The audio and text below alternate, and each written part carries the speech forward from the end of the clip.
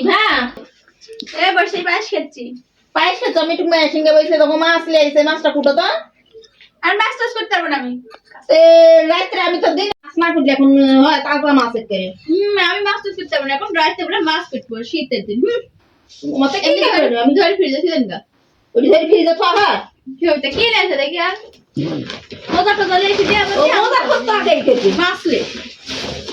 তোমার খাবে না নি তেল খাবো নাকি খাও মজা টজা খাবো আবার ওই ধই নিলে এসে বলতে ধই সব বানাতে এখন হ্যাঁ আপনি মানে খান গা খাবো না আমি